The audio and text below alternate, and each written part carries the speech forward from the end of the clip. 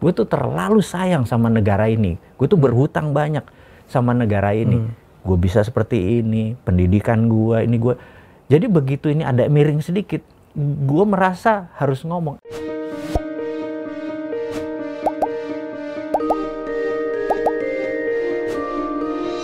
Ya akhirnya yang diminta nih, gue capek banget minta tamu gue satu ini. Komen. Ini dia untuk ketiga kalinya. Mas Bowie. Gitu loh bro, datanglah ke studio gua. Gitu ya. Kemarin kan masih di rumah kan. Ini udah keren loh. Sekarang udah keren, udah beda. Pertama di rumah, abis itu kita di Bali kan? Di Bali. Okay. Waktu perjalanan kita rame-rame ke Bali, bawa keluarga, pulangnya gua COVID, dia kagak. Padahal Mas Bowie itu lebih rentan badannya daripada gua. Otaknya lebih rentan sebenarnya. Apa kabar bro? Alhamdulillah baik, gimana bro? Kayaknya nambah happy aja lo. Iya. Gua makin stres lo, makin happy nih gua. Kita digeret-geret ini 2024 gimana katanya gitu. Gue bilang 2024 gue nggak ngikutin koper siapa, gue bilang gitu. Tergantung kopernya aja ya. Itu kopernya siapa gitu. Mudah-mudahan hulu ledak nuklir kan. Begitu dibuka meledak. Lu tuh terlalu mikirin negara bro, gue kan agak terlalu bro. Oh gitu ya? Iya. Bener juga sih. Pikirin bener gitu. Semua dikomentarin, gue kagak bro. Iya. Gue komentarin yang ada duitnya aja gitu. Bener, itu bener. Gue tuh nyesel sekarang. Gue nyesel karena apa? Gue ada hater, lo lover semua tuh. Lover semua. Tapi katanya kalau nggak ada hater itu nggak afdol juga pak. Gitu, tapi nggak enak. Lu hater Pak. dipelihara, lu gila lu ya. Kalau itu demi engagement pak. Itu beda lagi. Ini nomor 2-nya di spot tuh Coach Justin tuh. Oh gitu ya? Wah gitu, hater dikelola. Iya, bener. Orang nyela dia blok, nanti dia ikut lagi di mana, dikatain orang, tapi nambah terus. Ada orang loh hidupnya dari cuman ngomentarin bola doang. Ternyata hidup gitu ya? Oh hidup banget, kaya itu orang. Padahal kalau ngeramal lebih banyak salahnya daripada betul ya.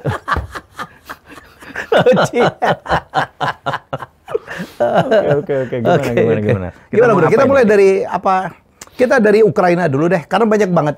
Gue tuh udah bikin 7 talk show bos. Oke. Ya dengan Koni 2 kali, dengan Hikmahanto sekali, dengan Darmansyah Jumala, mantan Dubes Polandia sekali, Yudi Krisnandi sekali. Dubes Rusia, Ludmila. Kemarin Dubes EU, ya. Nah itu yang nonton gak banyak. Oh. Dubes EU. Kayaknya kita pihaknya sisi kanan kayaknya semua kita ya. tuh Rusia banget ya, Mas. Rusia banget kayaknya. Rusia banget. Kemarin di Nopati Jalan tempat gua yang komen bilang dia nggak bener, faktanya banyak banget, Bos. Terutama waktu di Nopati Jalan bilang tuh rubel melemah. Gue tahu sebenarnya rubel itu kan menguat di mana-mana. Tapi kan bukan tipe gue yang men-challenge gitu. Dia bilang Putin itu ketakutan, hidupnya stres dalam bunker. Kayaknya Putin itu berkeliaran kemarin nyoba submarine gitu. Lo cerita dong bro dari versi lo, karena ini permintaan. Jadi gini, kalau gue di awal-awal kita mendiskusikan, nah, gue sengaja memilih bicara di channel gue, gitu ya. Kita bicara di channel itu sangat rinci. Bahkan gue merinci serangan perharinya, serangan itu kita rinci. Karena yang ada di omongan di publik jadi sama, satu nada. Jadi kalau gue ngomong jadi satu nada. Terus gue bilang sekarang 100 hari kemudian dari sejak hari pertama 24 Februari kan gitu kan. Kita lihat nah udah mulai reda pendapat-pendapatnya kenapa perang terjadi dan lain sebagainya. Nah sekarang ini pertanyaannya berapa lama nih perangnya? Apa efek perangnya? Kan kayak gitu. Jadi gue pikir perang ini masih panjang kalau lihat dari strateginya. Kalau kita lihat filosofinya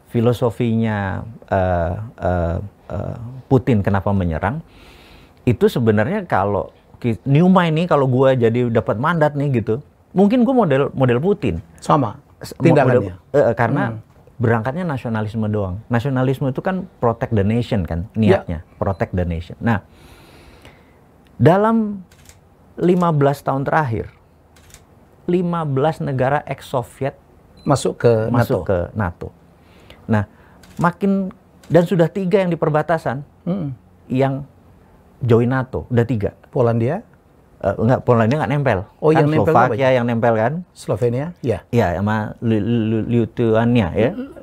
Lituania? Iya, itu kan nempel semua kan? Iya. Ada 3 yang besar, Finland itu 1.200 km, kemudian Belarusia, kemudian Ukraina. Ini yang besar-besar. Nah, Finland dari dulu menyatakan dirinya netral. Ya. Baru sekarang mau mendaftar, gitu kan? Ya. Gara-gara ketakutan dicaplok juga katanya. Caplok-caplok. Nah, ya, oke. Kemudian Belarusia udah diketekin lah, udah dipegang. Nama juga Belarusia, harus Belarusia dong. Iya benar juga ya. Gue ngomong sama Ruslan ya. Iya brother, lu bayangin Belarusia itu nggak mungkin nggak nge-Belarusia. Bener ya. You know Belarusia Indonesia ada support Russia. Ya, bener. Padahal yang benar itu kan Belarus kan namanya. Iya benar. Kita namanya Belarusia. Pasti ngebela lah bro. Okay, aneh lah kalau Belarusia nggak nge-Belarusia ya. Terus, balik ke topik. Jadi negara-negara ini adalah disebut negara buffer. Kalau ini adalah 2 war zone, itu buffer. Buffer itu pertama di 2014 waktu Zelensky mulai berpolitik, dia belum berpolitik. Itu udah terlihat gerakan NATO mau mencaplok Ukraina. NATO mau mencaplok Ukraina. Sudah kelihatan. Nah, dia ambil Crimea langsung. Putin ngambil Crimea. Jadi dia memang mengambil negara-negara buffer seperti Georgia dia ambil, Crimea dia ambil. Dia sebenarnya mau ngambil Donbas sebenarnya. Karena paling gampang adalah namanya hybrid war. Hybrid war itu perang hybrid war itu karena 60% populasi di Donbas adalah orang Rusia, keturunan dan Rusia. 10% berbahasa Rusia. Jadi secara natural itu mereka sebenarnya memang enak istilahnya dijadiin negara buffer. Secara kultural juga dong ya? Kultural lebih banyak, itu disebut hybrid war. Jadi begitu Crimea diambil karena memang sama, Georgia diambil memang sama, dulu ceknya udah tahun 90-an. Terakhir ini, kalau ini Ukraina dicaplok, maka mereka harus punya buffer kan. Nah, buffernya itu adalah Donbas. Jadi sewaktu dia perang pertama mau menyerbu Kiev, apakah dia mau menaklukkan Ukraina? Enggak. Terlalu mahal. Jadi dia masuk emang untuk mencapai limit tertentu, terus dia balik. Nah sekarang dia mengambil wilayah Donbas, ada sungai yang membelah sana. Ya mungkin sudah dikatakan 90% itu berhasil. Nah ini yang terjadi saat ini adalah Amerika nih yang menarik. Karena Amerika tuh gue lihat kok lebih memfokuskan luar negeri ketimbang dalam negeri. Dalam negeri kan berantakan ya. Nah orang bunuh-bunuhan tiap hari ya bro. Gue lihat ini Amerika jadi sunset. Kemarin gue ketemu sama temen gue Edwin dari SF gitu. Gue bilang, SF ada apa gitu? Edwin kita, Edwin Mastermind. Terus dia kan lucu ya. Maksudnya bisa dikatakan San Francisco itu kan tempat hippies, flowers generation. Nggak ada sangar-sangarnya. Toto datang ambil Gucci, datang ambil laptop gitu kan. Mendadak kenapa Amerika segitu buasnya? Terus dia bilang Seattle lebih parah lagi katanya. Oregon lebih parah lagi gitu. Waduh. Oregon is very peaceful, makanya, Pak. Sekarang udah buas banget. Karena stres. Iya, stres. Terus drug di mana-mana gitu kan. Karena drug boleh di mana-mana, dijual di jalan. Itu. Homeless di mana-mana. Ya gue pikir Amerika ini menarik nih. Menarik tuh menuju sunset menurut gue. Dan kita tahu 2 tahun terakhir dia printing money hampir $3 triliun gitu ya. Gila, gue bilang. And it doesn't help. Enggak, emang karena untuk short nutupin short aja. Itu aja, bukan untuk jangka panjang. Bubar ini, gitu ya, bubar. Nah, yang lucunya dolar yang beredar tuh kalau bisa jangan diambil jadi hutang, kita ngutang sama mereka karena Indonesia jadi underlayingnya printing money-nya Amerika gitu. Tapi kok masih ngutang juga Indonesia? Sorry, itu ngomong ke Indonesia sekarang. Itu balik ke Ukraina aja. Ukraina aja gitu. Jadi Ukraina ini perangnya akan berhenti di Donbas. Gue tidak melihat dia akan sampai Kiev, gitu. Jadi gue pikir kalau kapan selesai, gue rasa tahun ini selesai dengan penaklukan Donbas, gitu ya. Kecuali kalau diserang Donbas terus. Saya pikir udah hampir Luhansk sudah dikuasain kan? Udah, ya makanya gue pikir sampai akhir tahun ini selesai, terus resolusi. Alangkah lamanya menunggu akhir tahun, bos. Ini menderita, seluruh dunia menderita. Boris Johnson aja udah terjungkal tuh. Dia kan orang pertama yang dukung Ukraine tuh. Yes. Terjungkal, Pak. Kenapa masyarakatnya sendiri itu udah mulai protes? Protesnya mah gampang, Pak. Yang nyuplai energi BBM semua dari Rusia, yang nyuplai gandum Rusia, minyak goreng Rusia gitu. Mati aja lu sekarang. Ini kayak orang bilang nih, Amerika sama negara-negara Eropa nih, perang lawan Amerika kayak nembakin kakinya sendiri. Repot sendiri, Bos. Mati temen gue ini sana, Pak. Tuh tadi Christine, penyanyi dangdut Amerika. Gila, sekarang 1 galon $5. Sebelumnya 3, $5 itu berapa ya per liternya? Hampir 20.000 kali ya per liternya. Mungkin. Bos. Orang Amerika nggak kayak kita. Orang Indonesia ada 6 bulan nganggur masih hidup, Pak. Ya seminggu dia tidur rumah ini atau datang ke rumah makan siang siapa, dia balik ke kampung, dia nggak bakal mati, Pak. Orang Amerika nggak bisa gitu. Dia gajinya tinggi, cuman ketaker tuh. Sekian tuh apartemen, sekian asuransi. Paling sebulan mereka begitu nggak ada income udah mati udah. Nggak ada income. Mereka kan uangnya ketaker tuh, ada alokasinya tuh. Jadi kalau ada variabelnya bergerak, ini variabel bergerak gila, Bos. Minyak, kalau minyak itu kena di transport, kena di electricity. Ini kalau musim dingin dilakukan Putin, Pak, mati semua orang Eropa tuh.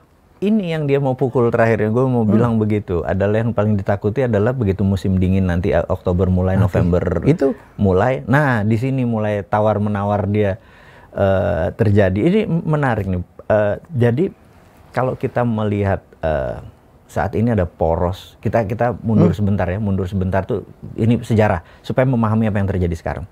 Kita mundur sejarah bahwa Amerika selama 75 tahun itu sebagai New World Order, pengendali semuanya, dia boleh menyerang Irak, negaranya nggak bisa diembargo atau diboikot, sementara Rusia menyerang, negaranya diboikot dan diembargo. Tapi embargo dan boikot tidak pernah mematikan sebuah negara. Terbukti Iran nggak pernah mati, Korea Utara nggak pernah mati ya. Dan embargo, maka Trump bilang nggak ada gunanya mengembargo Rusia, yang ada lu kena kaki sendiri. Udah diingetin tuh. Udah sama Trump. Udah kali ini Trump bener ya, Bro? Kali ini bener. Gue sebagai fansnya Trump, gue jadi fans juga tuh. Temen gue banyak yang nyesel. Tahu gitu kita pilih Trump aja. Karena Trump ini kan dia pedagang ya. Kalau Biden nih, ternyata lebih perang nih orang ya.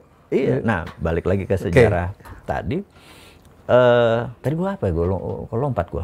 Jadi, gue yang ingat adalah New Order. 70 tahun Amerika. Selama 70 tahun Amerika sebagai New World Order. Dan kita harus ingat bahwa mata uang dari tahun 18 sekian sampai 1944, world currency itu pound sterling. Oh iya? Dolar kan belum pakai, baru tahun 45 ke atas kan. Iya. Gitu. Iya, terus? Nah, cara mengendalikan dunia adalah dengan mengendalikan ekonomi. Jadi Amerika mengendalikan dolar di tahun 45 sampai sekarang. Kemudian sekarang kita tahu 60% karena transaksi di luar di dunia adalah dolar, sisanya adalah 20 sekian persen adalah euro gitu kan. Nah, sebagai polisi dunia ini, dia ini udah banyak menzolimi terutama negara-negara fossil oil. Dan yang menariknya negara fossil oil itu kan kebanyakan Muslim country. Jadi sewaktu Rusia perang dengan Ukraina, itu bagi negara Muslim adalah mewakili marahnya orang-orang Muslim yang dizolimi Amerika. Gitu. Jadi nggak heran 80% saudara kita Muslim di Indonesia ini langsung pro Rusia. Nggak heran, naturally. Begitu juga yang di Asia Timur ya, di Arab ya. Iya, itu natural gitu. Natural. Karena memang dizolimi semua. Nah, bagi Amerika, Palestina diserang Israel ya. Betul. Nah, bagi Amerika ada kata-kata dari Menteri Keuangannya dulu, Kissinger bilang, you control food, you control people, you control energy, you control country. Jadi dia memang mau, you control currency, you control the world, gitu kan. Jadi dia saat ini kan Amerika memang mengontrol energi. Bolehlah yang menghasilkan itu adalah Saudi, negara Timur Tengah. Tapi pembeli yang mengontrol teknologinya dan mengontrol distribusinya adalah Amerika. Itu yang terlihat. Jadi dia mau mengontrol dunia dengan energi tersebut. Nah, Rusia ini independen energinya, karena mungkin sepertiga kalau di total gas dan oil and gas itu dia mengontrol. Ini independen nih Rusia ini, gitu, benar-benar independen secara energi. Distribusi gitu. sendiri. Distribusi sendiri. Terus dia menggunakan jalur pipa melewati bawah tanah. Nah, kita balik ke control the world ini, dan di tahun 2008 ternyata project Deng Xiaoping dari tahun 78 sampai 2008 itu menjadikan China the biggest trade company in the world, gitu kan. Itu Amerika lupa mengontrol China karena terlalu sibuk antara tahun 78 tuh perang sampai 91 dengan Soviet. Kemudian Soviet, setelah nggak ada Soviet, dia mencoba mengambil Afgan, Pakistan, semua segala macam, Timur Tengah sampai Afrika, sampai Somalia segala macam untuk ngambil energinya. Fokus terus ini dan memerangi Muslim atau Islam. Memerangi. Menurut lu kesalahan itu? Kesalahan, karena Amerika memang punya policy, punya enemy centric approach. Jadi dia harus punya enemy. Dia harus punya musuh kan? Harus punya musuh. Kenapa? Jadi, karena supaya ada alat perangnya laku ya? Karena 25% GDP mereka dari alat perang. Gitu. Jadi mereka harus create war, create demand. War itu create demand. Create demand. Gitu. And big industry. Sangat besar. And big margin. Betul. 5 perusahaan swasta di sana, Northrop dan lain sebagainya itu kan Boeing, cash mesinnya mereka. Nah, terus di lupanya mereka mengendalikan tersebut, puncaknya 2002 Al-Qaeda serang Amerika. Ada yang bilang Al-Qaeda adalah hornet nest-nya, konspirasi mereka segala macam, bahwa itu adalah Amerika serang itu balik sendiri. Tapi itu bite back. Intinya adalah itu merugikan Amerika.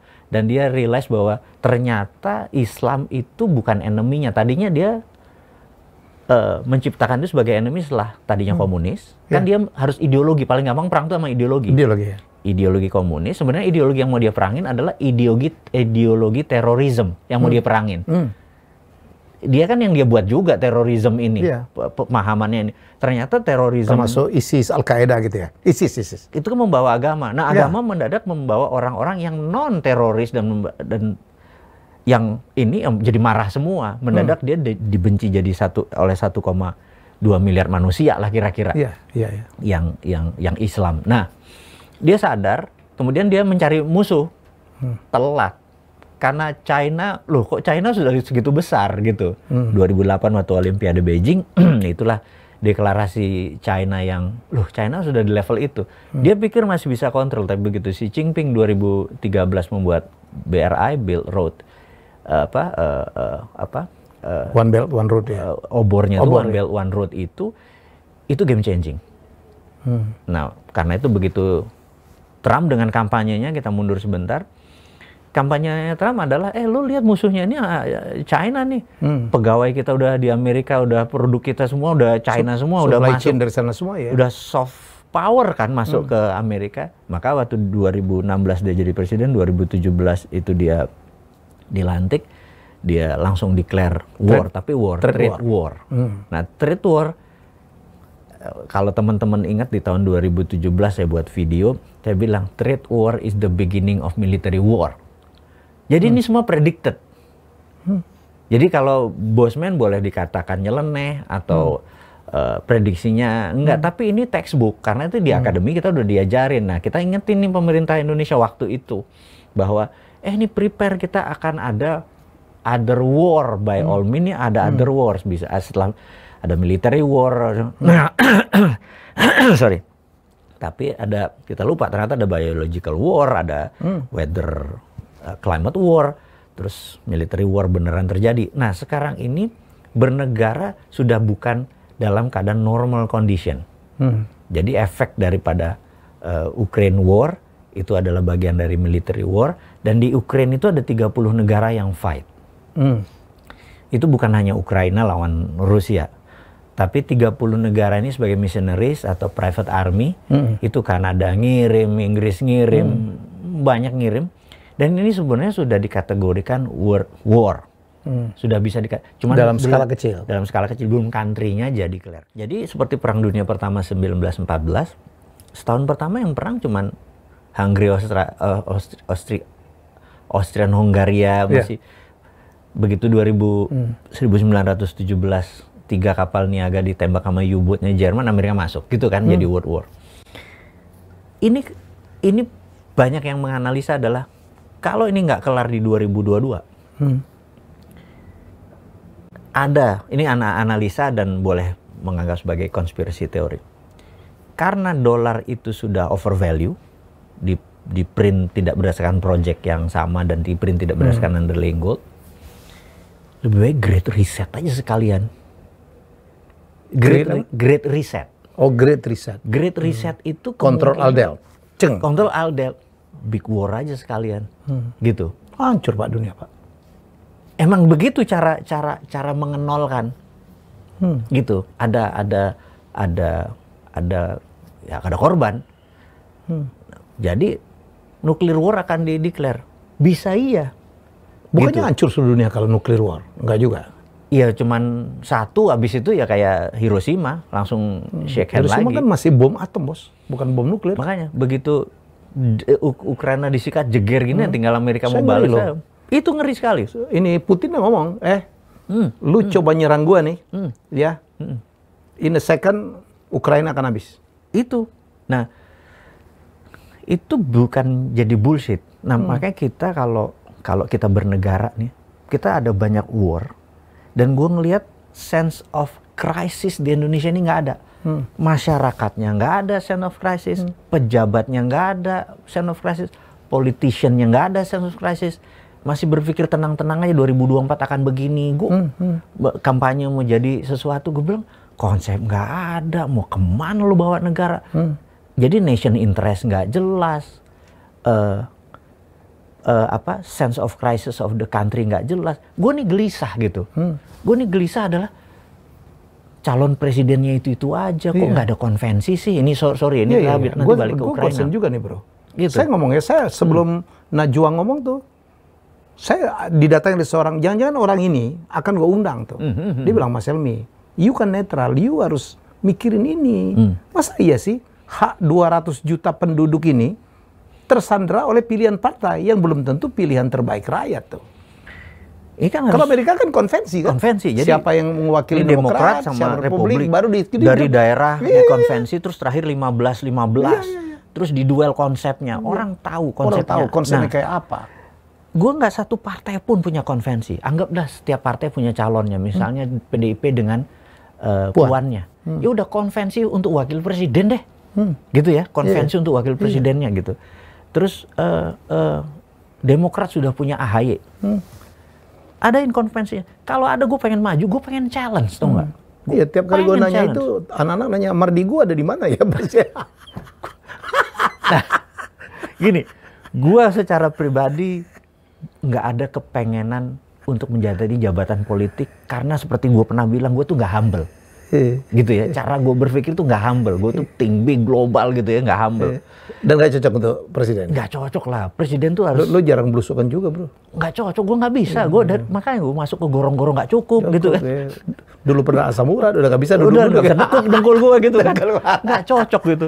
Gue sholat lu tahu kan brother, udah 5 tahun gue nggak bisa sholat itu. Nggak bisa nekuk. Jadi duduk di antara 2 sujud, gue pasti miring kan. Kalau kampanye lo harus masuk masjid, ada sholat bro. Makanya kan gue harus pura-pura tawa sakit kaki gue. Padahal gue sholat pakai bangku. Kan nggak keren, gila presiden gue sholatnya pakai bangku. Nggak ada keren-kerennya bosman itu gitu.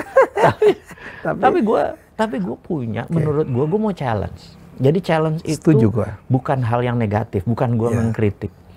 Jadi yang gue mau challenge itu adalah sebenarnya gimana kalau Indonesia ini sudah 7 presiden yang lewat. Kita angkat topi tinggi-tinggi karena membuat Indonesia masih tetap utuh.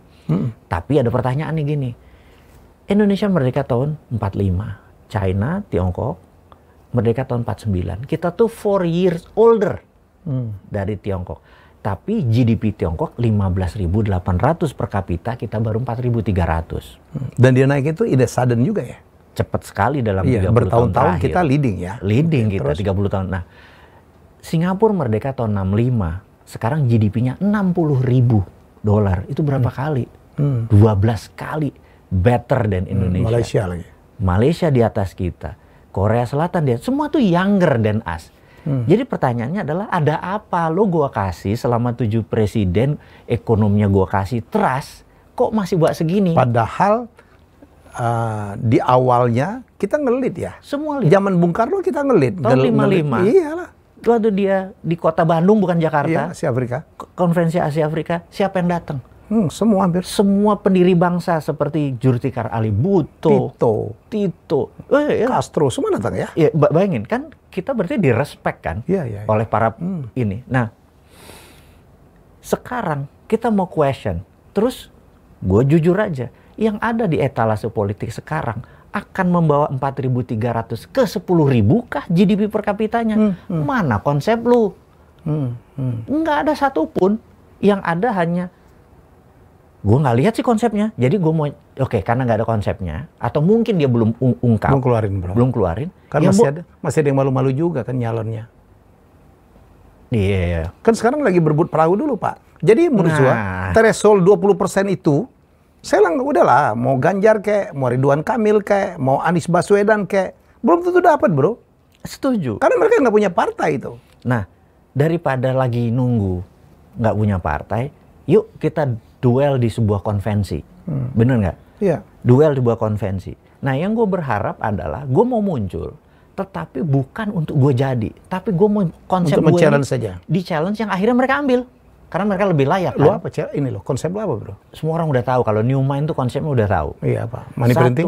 Printing money berdasarkan project dan menghasilkan. Jadi dan nggak terbukti printing money membuat inflasi ya? Nggak terbukti karena rumus inflasi adalah jumlah uang beredar sama dengan jumlah produksi yang dihasilkan. Kalau itu terjadi nggak ada produksi. Jadi harus inflasi. Ada underlying-nya. Underlying-nya adalah produksi.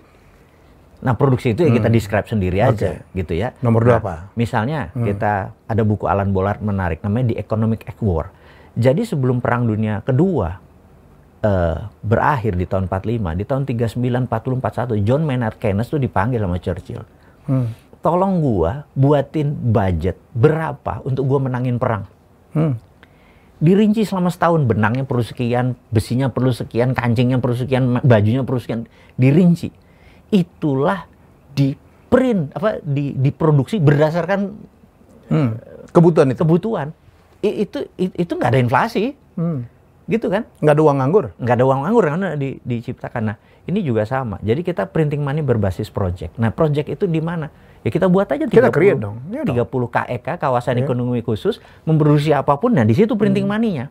Bisa naikin kandungan dalam negeri ya, and so on, yang menggerakkan ekonomi. Ingat terus, Pak Dar, itu kita, apa namanya, Jababeka, yang dia cerita. Sudarmono. Iya. Dia cerita bahwa Cikarang Industrial Estate, itu GDP per kapitanya 35.000, alias berapa? 9 kali lipat dari GDP nasional. Dengan 1 juta populasi. Itu aja di copy paste. Iya. Itu kan kita udah ada contohnya. Buat KEK segitu nanti ada 1 juta. Itu ekonomi kita cepat naik gitu ya. Itu printing money.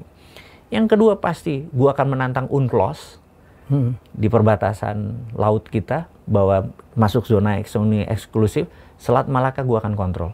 Jadi negara besar kita ini bukan, gua pikir kenapa negara kita yang maritim country dan archipelago ini didoktrin dari sejak SD kita negara agraris. Harusnya negara maritim. Gitu kan? Kita besar Hang Tuah, Sriwijaya, Enrique Maluku, iya. Terus Majapahit. Semua adalah pahlawan laut. Kalinyamat, control the sea. Kamalahayati ya. Control the sea. Yeah. Nah, itu kita sampai hilang di kepala kita bahwa nenek moyang kita adalah seorang pelaut, tuh hilang. Iya, udah nggak ada lagi gitu lagu. Itu mau gue repeat lagi harusnya menjadi bawah sadar anak-anak bahwa kita ini pelaut, marine, kita the biggest archipelago gitu. Karena yang kita contoh adalah Amerika kontinental, China kontinental, Eropa kontinental, India, semua kontinental. Kita nyontohnya kontinental, padahal kita the biggest maritime country, marine dan archipelago. Itu harus dibawa sadar bahwa seabed kita itu, dasar laut kita, isi laut kita, permukaan laut kita, itu the biggest in the world gitu ya, di one country. Terus selat kita powerful.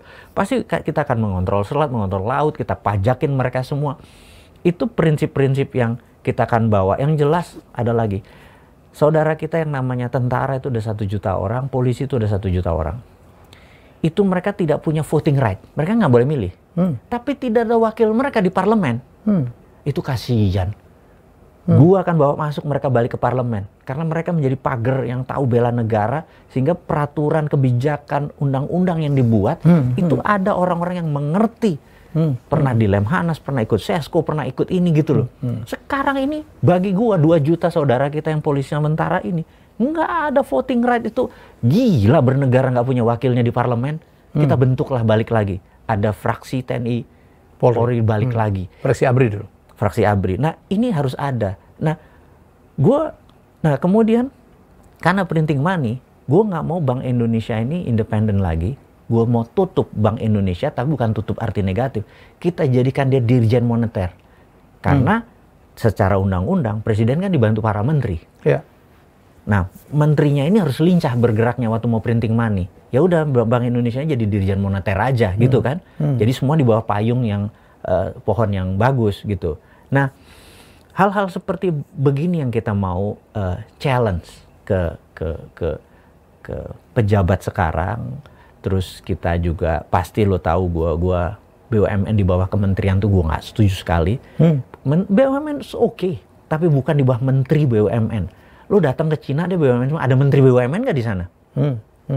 Lo datang Temasek ada menteri BUMN nggak? Temasek bisa BUMN. Terus ada Kasana, ada menteri BUMN nggak ada kan gitu. Profesional aja di bawah lembaga terkait. Terus dia adalah private. PT sebenarnya. Kayak dulu ada konsep Indonesia Incorporation ya? Itu malah yang membuat Indonesia jadi jadi di bawah kementerian. Harusnya nggak boleh di bawah kementerian. Gitu. Tetap aja benar-benar kayak Kasana itu Indonesia Incorporated. Temasek itu Indonesia Incorporated. Jangan di bawah kementerian gitu. Karena jadi birokrasi. Ya tahu sendiri, satunya regulator, satunya operator. Kita pernah ngomong tentang hal ini. Jadi pasti kita akan bubarin itu. Kemudian kita slimming. Slimming itu artinya yang gue nggak setuju ini, gue setuju waktu dulu Garuda adalah satu-satunya airline, kemudian swasta masuk. Tetap aja Garuda megang 60% pangsa pasar. Kemudian Telkom, dulu the only one, kemudian diswastakan. Tetap aja Telkom dan Telkomsel menguasai majority dari itu. Nggak usah takut sama kompetitor. Kenapa PLN tidak bisa diswastakan? Tetap PLN akan menjadi majority, tapi semua orang akan tidak bergantung lagi pada listrik yang disediakan oleh PLN. Tetapi swasta boleh bangun power plant, boleh jual langsung, distribusi langsung. Sama juga Pertamina. Swasta boleh gali, boleh langsung sampai SPBU. Gue yakin harganya lebih kompetitif. Gitu kan? Asal jangan impor. Nah, nanti bahan bakunya bisa dari slag oil lah, bisa dari plastik lah. Terserah swasta yang nentuin, pokoknya oktannya sekian. Gitu kan? Nah, jadi selain swasta boleh masuk ke sektor-sektor strategis itu, terus sehingga mereka tidak penguasa tunggal, tidak monopoli. Kayak sekarang ini udah menguasa tunggal, monopoli, regulator, operator, rugi lagi. Marahnya banyak banget gue nih. Lihat Garuda lebih marah gitu ya? Iya, udah megang sahamnya lagi gue rugi. Aduh bro, gue kalau terbang tuh naik batik lagi. Iya. Iya kan? Iya, gila udah ya. Operate, udah tiketnya mahal, national rugi. flag, flag, dibayar APBN. Iya. Bener nggak? Udah harusnya kan profit kan. Iya. Gini, lu pernah sebagai CEO, lu tahu betapa mudahnya kalau peraturan itu lo yang megang, lo operator, lo regulator, lo absolut, lo monopoli, bener nggak? Iya. Aduh, udah rugi. Gue bilang udah. Masa gue harus jadi menteri BUMN lagi, gue bilang gitu kan? Karena mau ditutup kan, gitu. Nah, jadi hal-hal seperti itu yang gue mau challenge. Gue mau challenge ke publik di depan sekarang publik. Belum kelihatan deh calon-calon itu. Calon itu gue nggak tahu konsepnya mau apa. Karena itu gue bilang kok nggak ada konvensi. Mereka gitu sekarang kayaknya tinggal meningkatkan elektabilitas dan popularity setinggi-tingginya, Pak. Itu toh. Jadi mereka ya mau ngelucu, kayak mau norak, kayak mau jaipong lah apa. Mereka lakukan demi dapat popularitas gitu. Itu kan nggak mungkin bosman nggak mungkin mempermalukan diri gue guling-guling depan panggung, bener nggak? Iya. Ya, ini karena masalah asal murah. Sorry gue ngomong panjang lebar malah curhat gue. Mas Howie itu gue lebih tua tapi gue lebih kalau lari sih bisa kita sih. Makanya gue malu banget nih. Lu duit lu banyak tapi begini gimana, Wi? Itu dia. Jadi lu nggak iri liat gue traveling gitu ya? Itu yang gue, kalau ini jalan-jalan mulu, gue kalau mau jalan, aduh ntar dulu gue harus ngelurusin ini dulu nih gue. Relax, man. Relax. Udah diajakin berapa kali nih kita nih.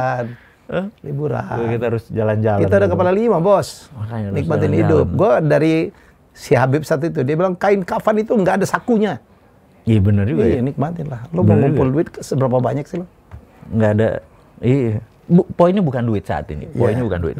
Gue lebih merasa saat ini adalah mungkin legacy aja yang gue tinggal adalah kita buat video cara cerdas bernegara. Ini penting.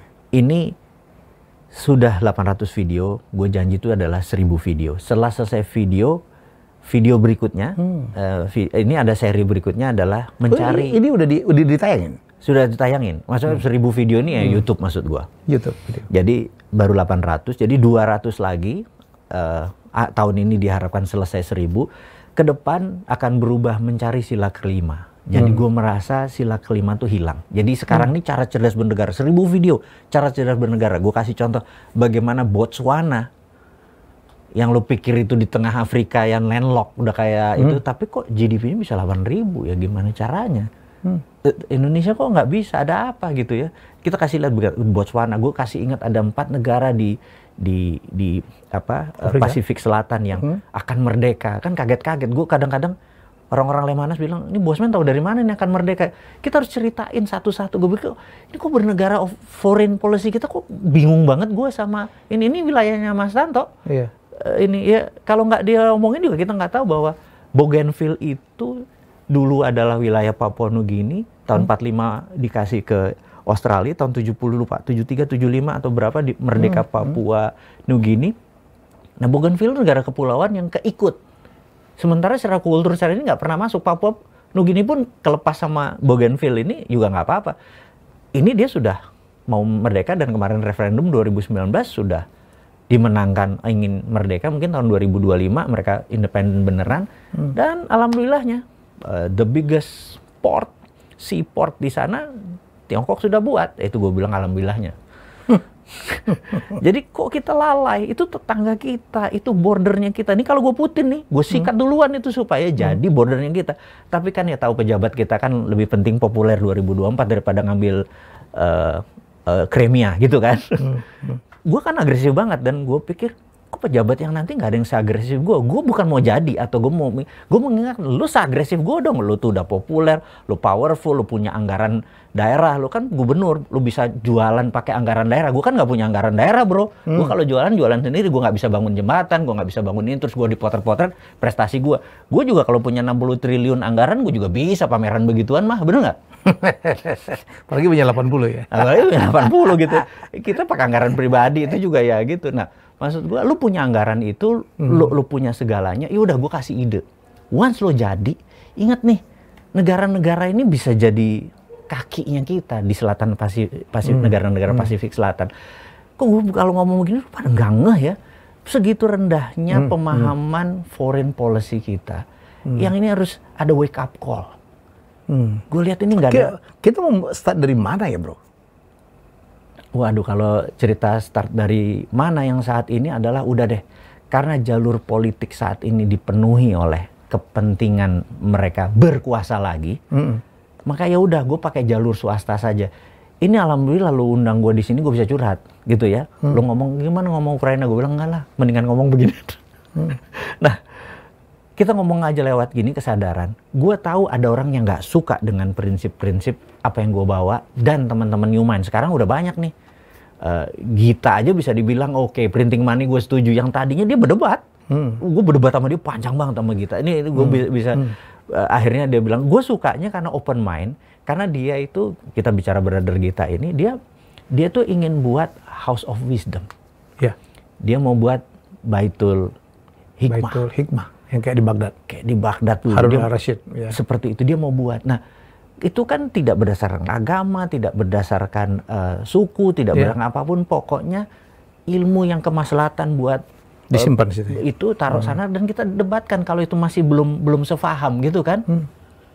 Ya jadi udah beberapa kali kita ngadain diskusi yang akhirnya dia bilang printing money oke, if dengan kondisi begini yes. Dan di masa perang tuh paling cocok. Tapi di masa ekonomi lagi ekonomi yang non perang kayak normal, nggak terlalu cocok. Kita ngerti. Jadi sekarang ini gue gregetan karena this is the moment gitu loh. krisis itu adalah printing money, war printing money, kemarin waktu pandemi printing money, gitu-gitu kan. Terus ya counternya produksi tadi. Oke. Nah, mungkin ini mau kita promote tentang House of Wisdom, salah satunya berbicara politik, berbicara bernegara. Salah satu sendi bernegara adalah politik. Salah satu. Saat ini kan kayak the only one. Bener nggak? Kayak misalnya ada sebuah komentar. Kita ini hanya bisa merubah negara kita harus berpolitik dan megang kekuasaan. Lewat politik. Saya bilang, enggak lah, kalau lu ngerti bernegara, kudeta juga bisa. Dan kudeta tuh tidak harus tidak harus melanggar konstitusi. Ada banyak. Kalau hutang kita ngelebihi pagu sekian persen dari GDP misalnya, dia juga mosi tidak percaya harus sudah dikeluarkan. Misalnya nih, gue nggak tahu nih, gue bukan cuma nakal aja. Karena BUMN utangnya itu tidak dianggap utang negara, sehingga seakan-akan pagu kita masih rendah kok, utang kita masih sekian persen dari PDB gitu kan. Gue bilang, ini utang BUMN pindahin ke situ. Oh enggak, ini kan PT. Lah, kalau di sini lo bilang PT, padahal kalau rugi PLN, APBN yang bayar. Ya, tapi masyarakat karena nggak terlalu ngerti gitu ya. Nah, dibilang gue anti pemerintah kalau ngomong kayak gitu. Gue tuh terlalu sayang sama negara ini. Gue tuh berhutang banyak sama negara ini. Gue bisa seperti ini, pendidikan gue, ini gue. Jadi begitu ini ada miring sedikit, gue merasa harus ngomong, apalagi. Tax amnesty kemarin gue bayar hampir 10 digit pajak gue. Jadi gue merasa, ini gue ngomong nih, bener-bener sama orang pajak. Gue mungkin salah satu kritikus yang paling berhak, karena gue bayar pajak 9 digit. Tell you the truth, bro. Jadi, lu boleh komplain, tapi bayar pajak lu berapa? Bener nggak? Jangan-jangan nggak punya NPWP lagi. Gue bayar, Pak. Tenang aja. Nggak yang lain-lain, maksud gue yang kritikus. BPS kita ikut. Iyalah. Nah, terus. Nah, jadi gue pengen negara ini berubah. Dan shiftingnya berubah. Gue bisa cerita apa yang Xi Jinping lakukan for the past 1 year. Very interesting, bro. Dia menutup the biggest ruang gurunya Cina. Dia merubah kurikulum bela negara yang tadinya cuma 10%, 30% dimasukin BRI. Belt and Road Initiative itu menjadi ideologi. Dia di acara 100 tahun kemarin berdiri Partai Komunis itu, dia mendeklar bahwa komunis itu bukan ideologi. Komunis itu cuma political tool. Ideologinya adalah Belt and Road Initiative. Dia merubah, dia menyetop tayangan pria yang kewanita-wanitaan. Itu penting ya? Itu dilakukan oleh Cina. Kemudian dia maksud gue di sini kan masih ada tuh. Makanya. Dan ini dikasih apa maksud itu, bro? Gue belum tahu karena itu masih baru dilakukan. Terus itu karena baru 3 bulan. Gue lagi review terus China ini. Terus acara kebarat-baratan seperti Got Talent dibubarin semua. Gitu. Jadi bintang movie. Siapa ya? Zhao. Cewek cantik tuh. Semua begitu dia melanggar semua ini terlalu kebarat-baratan, digunting semua. Jadi benar-benar lagi di reshape. China ini dari ideologinya. Nah, gue ngeliat kayak gini, wah, this is the biggest country beneran ini tahun 2049 waktu mereka 100 tahun. Itu planningnya, ini program mereka akan berhenti begitu. Nah, sementara gue ngeliat ini secara country mereka shifting, gue punya perusahaan di Chennai. Suatu hari gue datang ke India, 2 tahun, gue lupa, 2-3 tahun yang lalu, mungkin 4 tahun yang lalu sebelum ini kok. Gue ke sebuah daerah di utara gitu,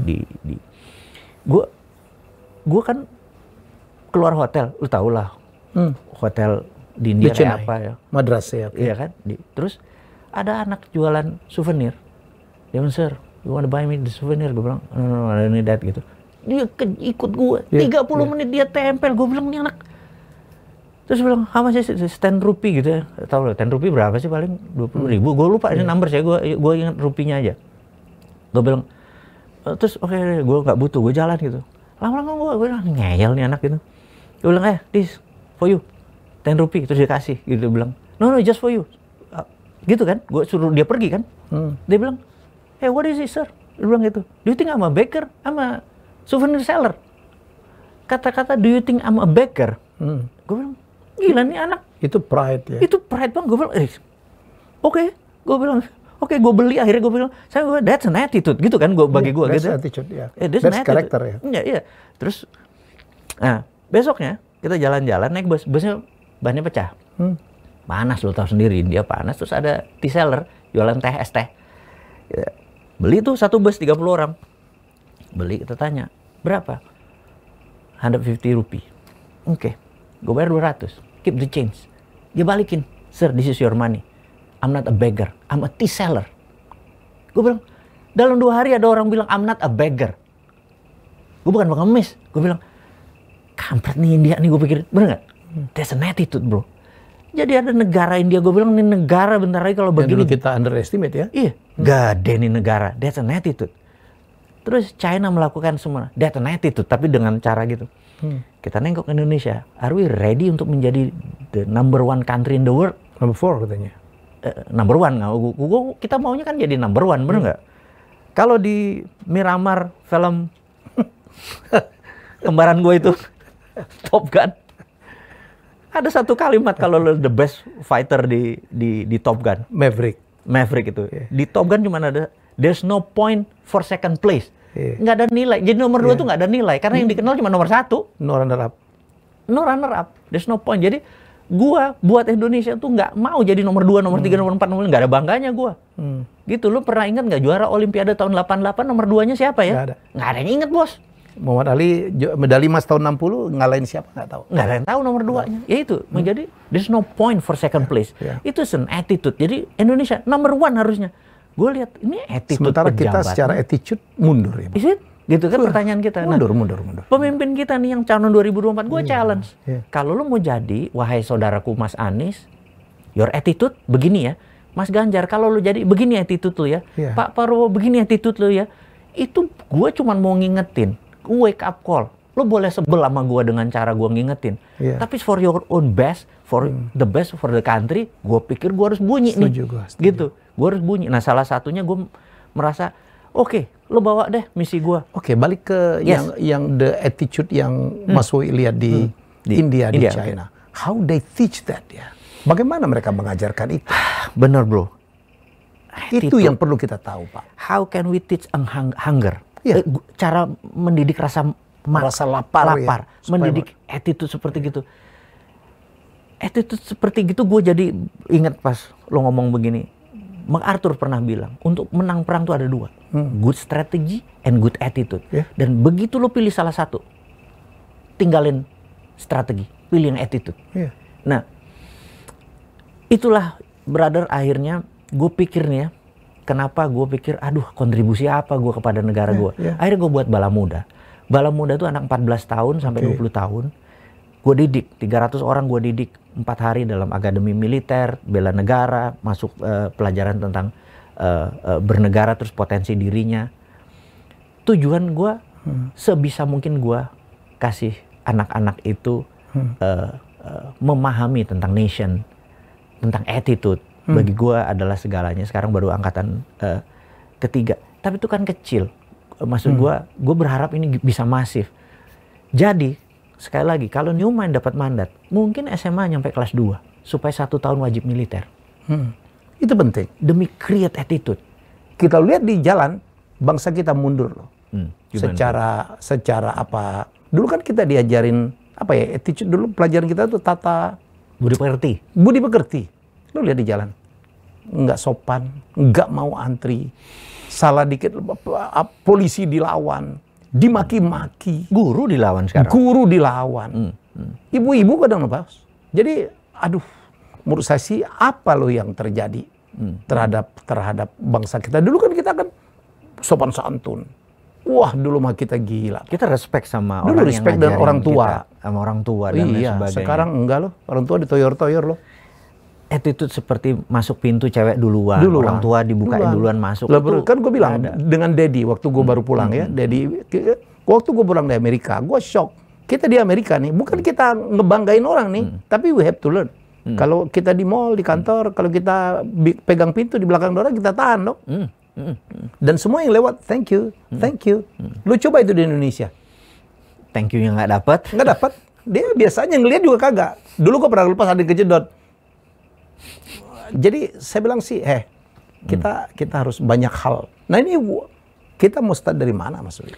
Jadi kita contoh Amerika dulu deh. Kita bukan mencontoh sesuatu tuh kalau itu berarti pro Amerika. Iyalah. Tapi ada yang bagus yang kita ada yang ambil. bagus dong.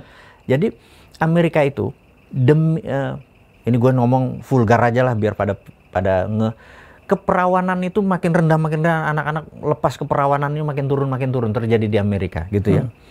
Untuk itu Amerika itu membayar Brooke Shield sampai nikah baru perawannya lepas. Itu Brooke Shield. Mungkin teman-teman lupa ya nge-search Brooke Shield. Tapi gini, Amerika itu punya cara propaganda adalah dengan tokoh.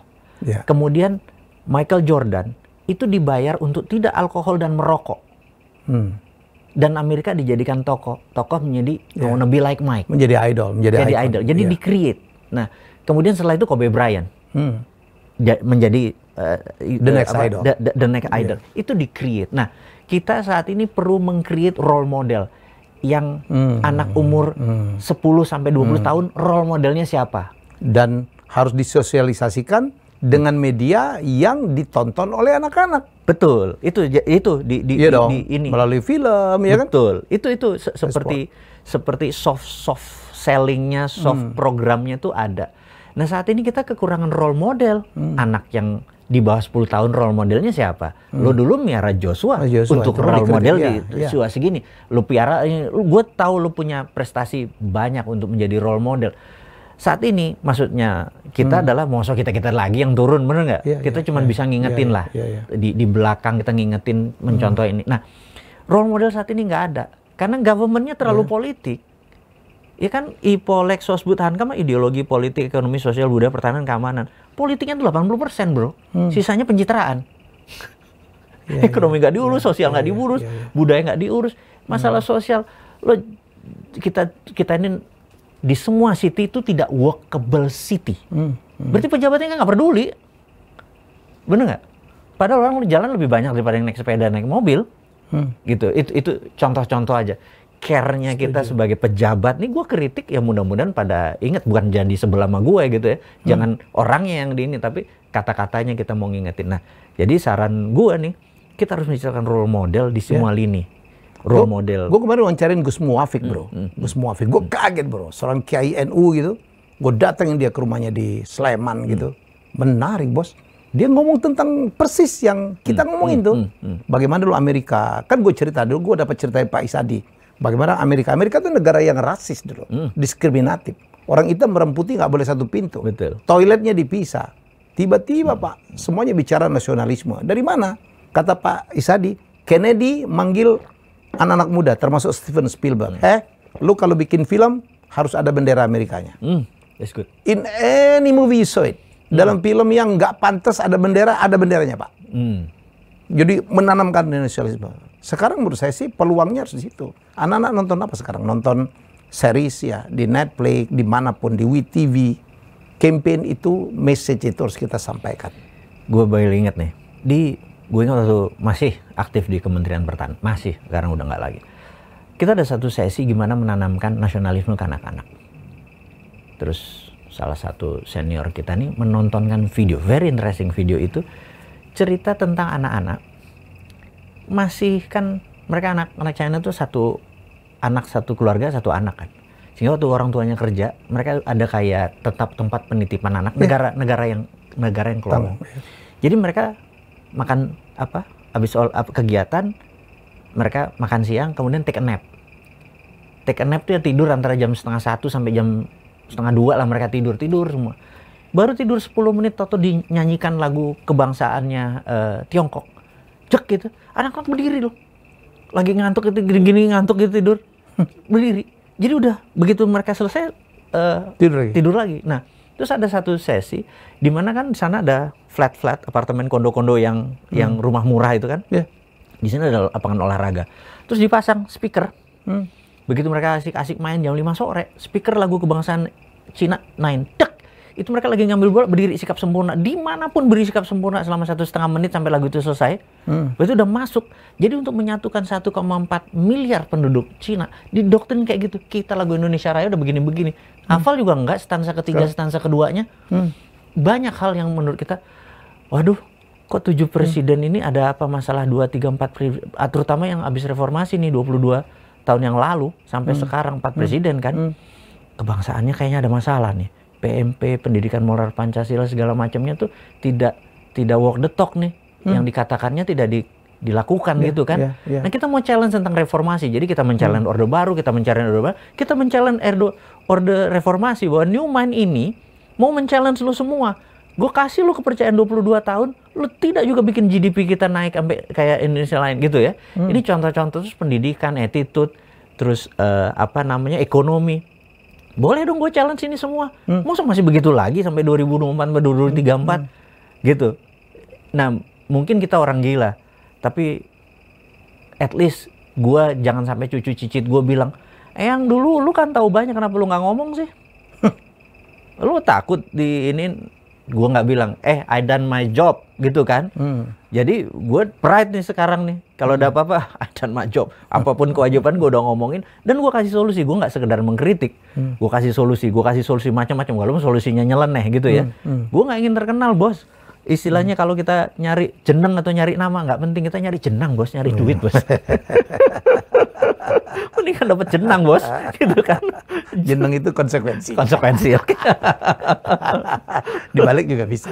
Atau dua-duanya? Iya, dua-duanya. Dapat jenang atau dapat jenang gitu ya. Itu Raffi Ahmad tuh, Pak. Oke, benar. Aduh. Oke, thank you, Mas Wi. Sama-sama. Pleasure udah ketemu lagi dan feel home di R66 ini. R66. Iya kan? Saya, Mas Wi, Brother Ishak, Brother Henry, suatu saat one day harus nyetir dari Chicago to Pasadena 66 ya. Closingnya di Santa Monica ya. Cuman kalau sekarang tiap hari tembak-tembakan nggak berani kok. Nggak berani. Orang Amerika makin stres sekarang. Harga minyak naik, mereka makin stres. Gila, menurut data katanya 50 korban penembakan tiap hari. Bayangin udah. Sekarang Mahkamah Agungnya bilang boleh lo bawa senjata. Ngapa lagi? Bro, jadi gue kaget nanti kalau makan di Amerika kita bawa beceng. Taruh gitu. Atau kita yang bawa beceng. Di situ Indonesia lebih enak lah, bos. Benar. Surga Indonesia itu. Surga Indonesia. Kita harus nyanyiin lagi kayak Indonesia Tanah Surga, Nusantara 1, Nusantara 2 lagunya Kus Plus. Kayaknya nyanyiin lagi boleh tuh. Lagi show kemarin dengan Gita Wirjawan di Jogja. Ada band Kus Plus. Wah, kita nyanyi itu Nusantara. Iya kan? Nusantara. Wah, keren loh. Iyalah. Itu masuk bawah sadar tuh bagus banget kan? Iya, itu mestinya. Aduh, sekarang koplo, Pak. Nothing wrong with that. Tapi kontennya tuh mestinya haruslah. Gitu ya. Oke, thank you, Mas Wi. Thank you, sama-sama. Biar ada ininya, batch keempat kita nih, batch ketiga. Karena yang banyak banget yang minta Mardigu. Kita akhirnya dari ngomong Ukraina, Rusia, dan Mas Wi udah mengantarkan perspektifnya. Kenapa orang Indonesia lebih banyak membela Rusia. Dan sebagainya. Ya, dan akhirnya kita bicara tentang kepemimpinan nasional. Ini juga penting dengan New Mind-nya. Kita jumpa lagi dengan Mas Wi dalam episode nggak tahu kapan lagi ya. Kita ketemu setahun sekali aja. Kita bikin nanti ini di Santa Monica aja. Siap. Lo sembuh, Amerikanya. Perang harus selesai dulu nih, Wi. Iya, perang selesai. Tensionnya di Amerika turun dikit. Baru kita nyetir. 2024 lah. 2024 lah. Ya, abis semua serba baru kan. Kita berangkat. Iya, semua serba baru kan. Oke. Oke, bye-bye. Terima kasih sudah menonton Helmia Bicara. Jangan lupa untuk like, comment, share, dan subscribe.